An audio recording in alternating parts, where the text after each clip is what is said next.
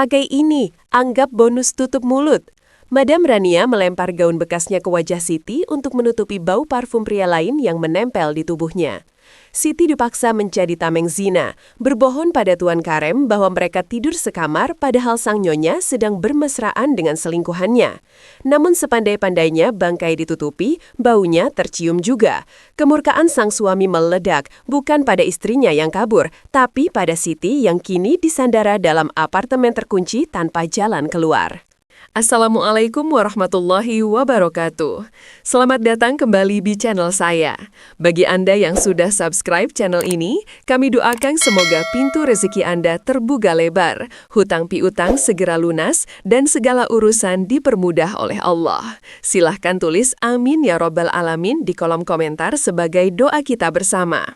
Pada kesempatan kali ini, saya akan menceritakan kisah Pilu Siti, seorang TKW yang niat sucinya mencari nafkah justru dimanfaatkan untuk menutupi skandal majikan, menyeretnya ke dalam perangkap mematikan di negeri orang. Mari kita masuk ke babak pertama. Angin malam di ketinggian lantai 40 apartemen Dubai Marina tidak terasa seperti angin, ia terasa seperti peringatan. Di balkon kaca yang menjulang angkuh di atas gurun beton itu, Siti menempelkan dahinya ke permukaan transparan yang dingin.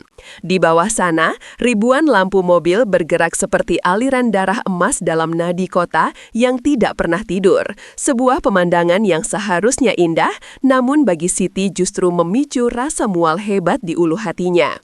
Ia meremas besi pembatas balkon dengan tangan yang kasar, buku-buku jarinya memutih, seolah-olah besi itu adalah satu-satunya hal yang menahannya dari hisapan gravitasi yang mematikan.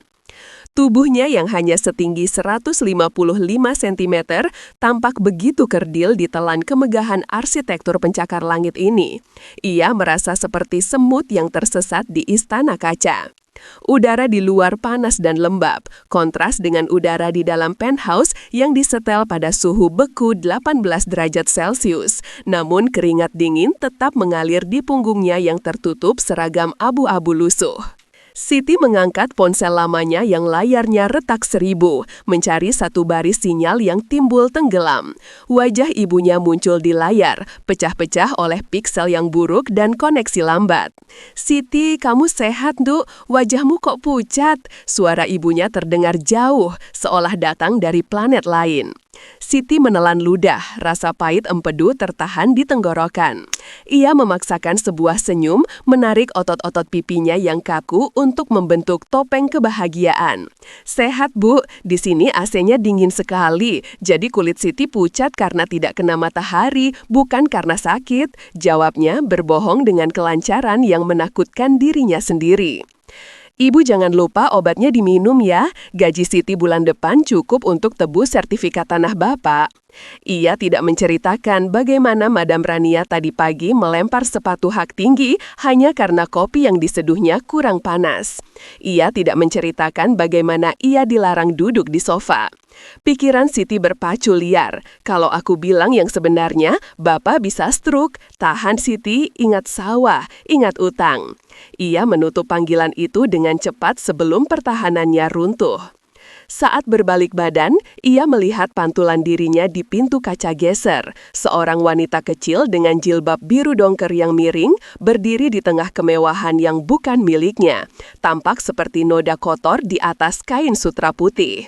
Di dalam, Madam Rania sedang duduk di sofa kulit Italia tertawa renyah sambil memegang gelas kristal. Sementara Tuan Karim berdiri membelakangi jendela, siluetnya besar dan mengancam seperti bayangan raksasa. Mereka adalah raja dan ratu di kastil ini, dan Siti hanyalah hantu yang bertugas membersihkan jejak kaki mereka.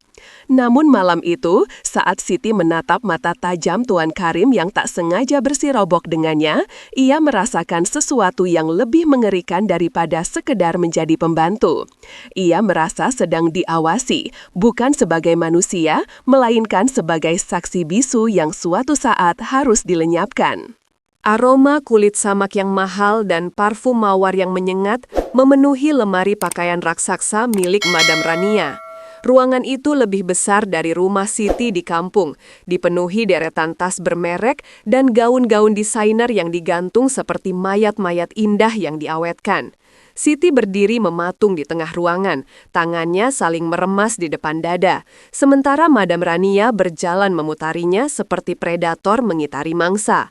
Lantai marmer dingin menembus kaos kaki tipis yang dipakai Siti, mengirimkan sinyal bahaya ke seluruh saraf tubuhnya. Rania berhenti tepat di depan wajah Siti. Jarak mereka begitu dekat hingga Siti bisa melihat pori-pori wajah majikannya yang tertutup bedak tebal. Wanita itu tersenyum, tapi matanya tidak. Mata itu dingin, penuh perhitungan, menilai Siti bukan sebagai sesama wanita, melainkan sebagai alat. "Kau tahu kenapa aku membawamu ke sini, ke ruangan pribadiku?" bisik Rania, suaranya halus seperti desis ular. Siti menggeleng pelan, tidak berani bersuara. Tangan Rania yang lentik dengan kuku-kuku panjang bercat merah darah terulur mengambil segepok uang dirham dari laci meja rias. Ia meraih tangan Siti yang kasar, memaksanya membuka telapak tangan dan menjejalkan uang itu ke sana. Tekstur kertas uang yang kaku terasa asing dan panas di kulit Siti. "Ini bukan gaji, ini asuransi," lanjut Rania, kini mencengkram pergelangan tangan Siti dengan kekuatan yang mengejutkan. Kuku-kuku merah itu menancap di kulit Siti, meninggalkan bekas bulan sabit yang sakit. "Kalau Tuan Karem bertanya jam berapa aku pulang semalam, kau jawab, jam 8. Kau sedang memijat kakiku di kamar, mengerti?" Jantung Siti berdegup begitu kencang hingga ia takut suaranya terdengar di ruangan sunyi itu. Ia tahu Rania tidak pulang jam 8. Ia mendengar suara mobil sport menderu pergi jam 2 pagi dan aroma parfum pria asing yang tertinggal di jaket Rania. "Ini uang haram, ini uang kebohongan," jerit batin Siti. Tapi bayangan wajah bapaknya yang dikejar penagih utang melintas di kepalanya. Siti mengangguk patah-patah, air mata tertahan di sudut mata. Malam itu, di meja makan panjang yang terbuat dari kayu mahoni hitam, suasana terasa mencekik. Denting sendok perak yang beradu dengan piring porselen terdengar seperti letusan senjata api. Tuan Karem duduk di ujung meja, mengenai jubah putih bersih tanpa noda. Ia tidak makan, ia hanya memutar-mutar tasbih kayu di tangannya. Klik, klik, klik. Irama itu seperti hitungan mundur bom waktu. "Siti," suara Karem berat dan dalam memecah keheningan. Siti yang sedang menuangkan air ke gelas majikannya hampir menumpahkan isinya. Tangan Siti gemetar hebat. "Ya Tuan," jawabnya lirih. Mata Karem yang tajam, dibingkai alis tebal yang hitam, menatap lurus ke dalam jiwa Siti. Tatapan itu menyelidik, mencari retakan dalam pertahanan mentalnya. "Istriku bilang dia bersamamu semalam suntuk. Apa dia bahagia?" Pertanyaan itu adalah jebakan. Siti tahu itu. Keringat dingin mengalir di pelipisnya, menetes melewati kerudungnya. Ia melirik sekilas ke arah Rania yang duduk santai sambil memotong daging. Pisau di tangannya berkilau di bawah lampu gantung kristal. Rania tidak menoleh, tapi senyum tipis di bibirnya adalah ancaman kematian. Siti menelan ludah yang terasa seperti pasir. Bahagia Tuan, Nyonya sangat lelah setelah dari salon, jadi langsung tidur." Kebohongan itu meluncur keluar, mengotori lidahnya, dan saat Karem mengangguk pelan tanpa ekspresi, Siti tahu ia baru saja menandatangani kontrak dengan iblis. Ia bukan lagi sekedar pembantu, ia adalah kaki tangan. Malam itu, di meja makan panjang yang terbuat dari kayu mahoni hitam, suasana terasa mencekik. Denting sendok perak yang beradu dengan piring porselen terdengar seperti letusan senjata api.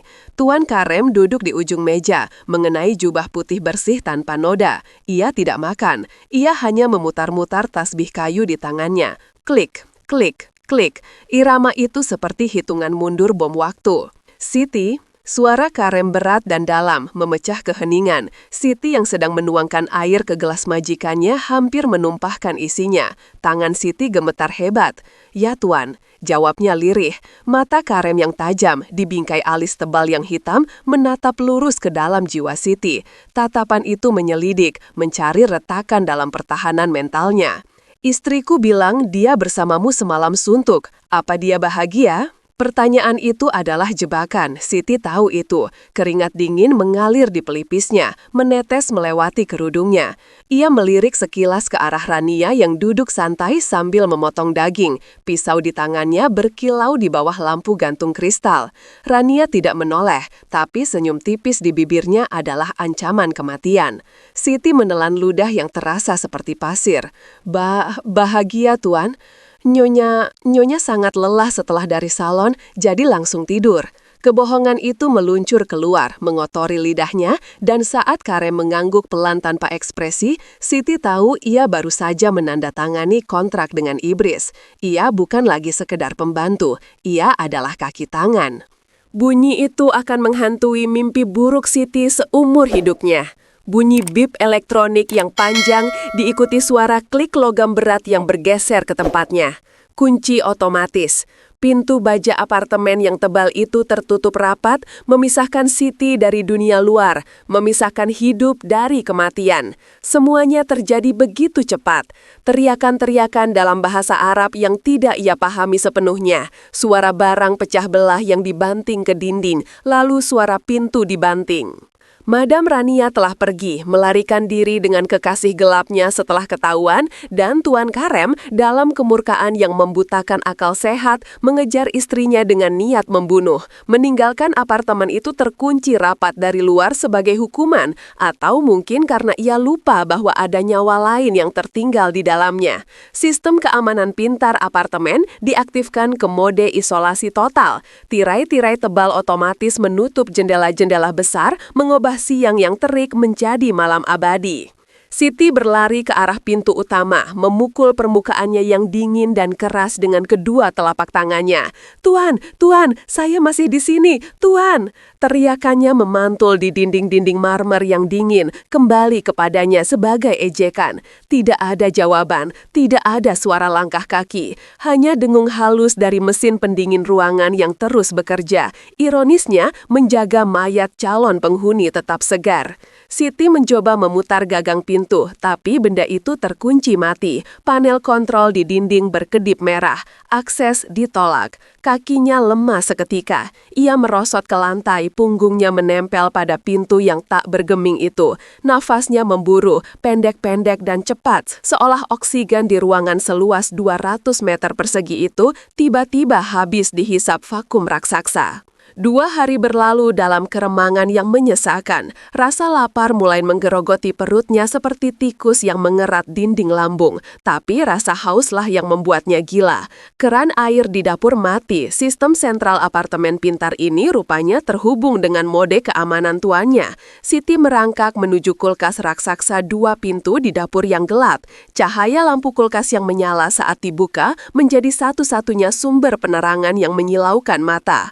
Kosong, hanya ada 1 botol air mineral yang sudah diremas, isinya tinggal setetes, dan sebuah apel merah yang separuh membusuk di rak paling bawah. Bau busuk samar dari apel itu bercampur dengan aroma pembersih lantai yang steril, menciptakan bau kematian yang manis. Siti mengambil apel itu dengan tangan yang gemetar hebat. Ia menatap buah itu, lalu menatap bayangannya sendiri di dinding stainless steel kulkas. Wajahnya bukan lagi wajah gadis desa yang manis. Pipi itu cekung, matanya yang dulu bersinar kini tenggelam dalam lubang hitam kelelahan dan ketakutan. Bibirnya pecah-pecah berdarah. Ia menggigit apel busuk itu. Rasa masam dan lembek memenuhi mulutnya, membuatnya ingin muntah, tapi ia menelannya paksa. "Aku tidak mau mati di sini," bisik batinnya. "Aku tidak mau mati jadi bangkai kering di lantai 40. Kesunyian apartemen itu begitu pekat hingga Siti bisa mendengar detak jantungnya sendiri yang melambat. Dek, dek, dek, seirama dengan langkah malaikat maut yang mendekat. Ia harus melakukan sesuatu, atau ia akan menjadi bagian dari furnitur mewah ini selamanya. 1 baris. Hanya 1 baris sinyal Wi-Fi yang lemah, bocoran dari unit apartemen tetangga yang tertangkap di sudut paling pojok kamar mandi tamu. Siti duduk meringkuk di atas lantai keramik yang dingin, di antara batap marmer dan kloset duduk berlapis emas. Tempat terhina di apartemen ini menjadi satu-satunya tempat yang menawarkan harapan. Tangannya yang kurus kering gemetar hebat saat memegang ponsel. Baterainya tinggal 8%. Angka itu berkedip merah di pojok layar, sebuah hitungan mundur menuju kegelapan total. 8% nyawa yang tersisa. Siti tahu ia tidak punya pulsa untuk menelpon, dan panggilan darurat lokal mungkin tidak akan mengerti bahasanya yang terbata-bata. Media sosial adalah satu-satunya senjata, satu-satunya toa masjid yang bisa ia gunakan untuk berteriak ke seluruh dunia. Ia membuka aplikasi siaran langsung. Jantungnya berpacu melawan sisa baterai. Saat tombol live ditekan, wajahnya muncul di layar. Itu adalah pemandangan yang mengerikan. Dalam cahaya biru yang memancar dari layar ponsel, wajah Siti tampak seperti tengkorak yang dilapisi kulit tipis. Matanya merah bengkak, bibirnya putih pucat dan mengelupas. Tidak ada filter, tidak ada kebohongan. Ini adalah wajah keputusasaan murni. "Tolong!" Suaranya keluar sebagai bisikan parau, nyaris tak terdengar karena tenggorokannya yang kering kerontang. Ia terbatuk, rasa sakit menyengat di kerongkongan. "Nama saya TKW Indonesia, saya dikunci." Air mata menetes, bukan air mata sedih, tapi air mata rasa sakit fisik. Ia mendekatkan wajahnya ke kamera, ekstrim close-up yang menangkap setiap pori-pori ketakutan. "Tuan kunci pintu, air habis, tolong viralkan, saya takut mati." Jumlah penonton di pojok layar mulai naik. 1 orang, 5 orang, 20 orang. Kolom komentar mulai bergerak. "Ini beneran? Ya Allah wajahnya. Share sekarang." Siti membaca komentar itu dengan pandangan kabur. Ia tidak tahu apakah mereka nyata atau halusinasi dari otaknya yang kekurangan oksigen. Ia mengarahkan kamera ke pintu kamar mandi yang tertutup, lalu ke wastafel yang kering, membuktikan bahwa ini bukan sandiwara. "Ibu, maafin Siti," bisiknya lagi. Tenaganya terkuras habis hanya untuk mengucapkan 2 kata itu. Kesadarannya mulai timbul tenggelam. Layar ponsel meredup, 5%, 4%. Dunia di sekitar Siti mulai berputar. Lantai kamar mandi terasa bergoyang seperti perahu di tengah badai.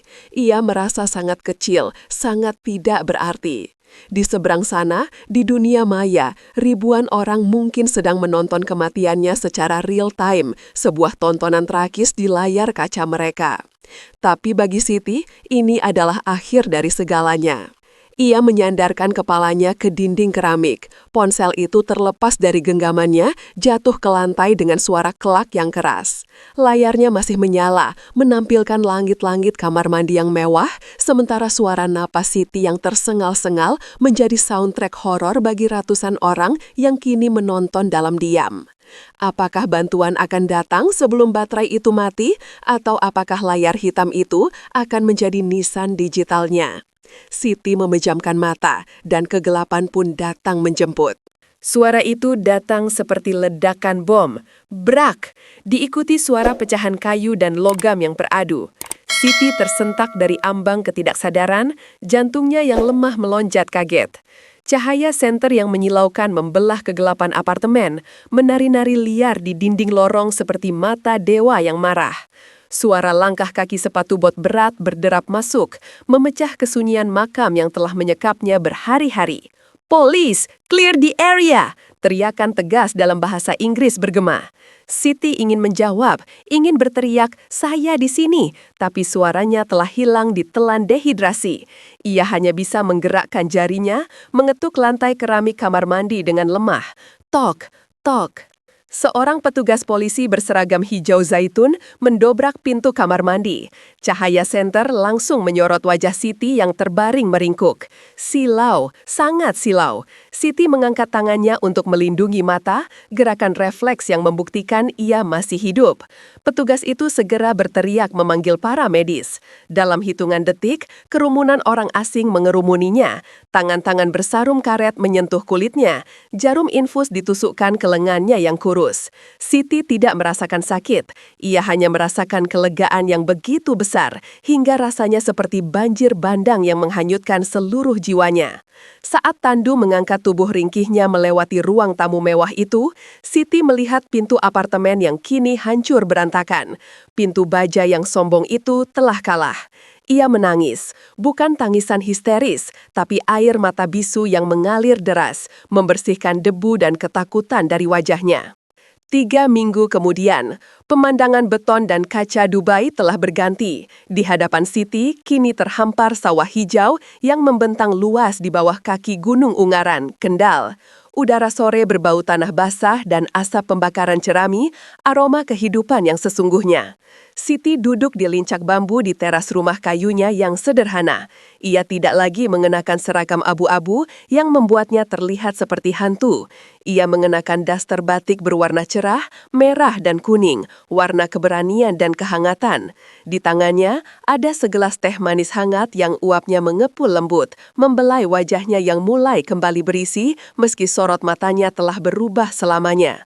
Mata itu kini terlihat lebih tua, menyimpan kedalaman sumur yang gelap, sisa-sisa trauma yang mungkin tak akan pernah hilang sepenuhnya. Ibunya duduk di sampingnya, memijat kaki Siti dengan minyak urut. Tidak banyak kata yang terucap. Kata-kata terasa tidak perlu lagi. Suara ayam berkokok dan gesekan daun bambu tertiup angin adalah musik terindah yang pernah didengar Siti. Berita di televisi samar-samar terdengar dari dalam rumah, menyebutkan tentang penangkapan Madam Rania di bandara dan denda besar yang dijatuhkan pada Tuan Karim. Tapi bagi Siti, nama-nama itu sudah menjadi masa lalu, seperti mimpi buruk yang perlahan memudar saat pagi datang. Ia menyesap teh hangatnya, membiarkan cairan manis itu mengalir ke tenggorokannya, membasuh sisa-sisa rasa apel busuk yang pernah menjadi satu-satunya penyambung hidupnya. Siti meletakkan gelasnya, menatap cakrawala di mana matahari mulai terbenam. Ia telah pergi ke kota emas, terkurung di Menara Gading, dan berhasil kembali menapak tanah. Dunianya kini memang kembali kecil, hanya sebatas desa dan sawah, tapi setidaknya di sini tidak ada pintu yang dikunci dari luar. Kebebasan, pikirnya, ternyata rasanya sesederhana segelas teh manis di sore hari. Dari lantai 40 Dubai yang dingin dan mencekam, Siti akhirnya menemukan kembali kedamaian sejati di teras rumah sederhananya di Kendal, membuktikan bahwa kemewahan materi tak akan pernah bisa menggantikan nikmatnya kebebasan dan hangatnya keluarga. Hikmah terbesar dari kisah ini mengingatkan kita bahwa harga diri dan nyawa manusia jauh lebih mahal daripada tumpukan uang dirham manapun, dan keberanian untuk bersuara adalah kunci untuk mematahkan belenggu penindasan. Meskipun narasi ini adalah karya fiksi yang kami susun serealistis mungkin agar dapat diambil pelajarannya, semangat juang Siti mewakili ketegaran banyak pahlawan keluarga di luar sana. Terima kasih yang tulus saya ucapkan kepada Anda yang telah setia menyimak perjalanan Siti hingga akhir. Jika kisah ini menyentuh hati Anda atau memberikan sudut pandang baru tentang arti bersyukur, silahkan bagikan hikmah yang Anda dapatkan di kolom komentar. Jangan lupa tekan tombol like dan subscribe untuk terus mendukung channel ini menghadirkan cerita-cerita inspiratif lainnya.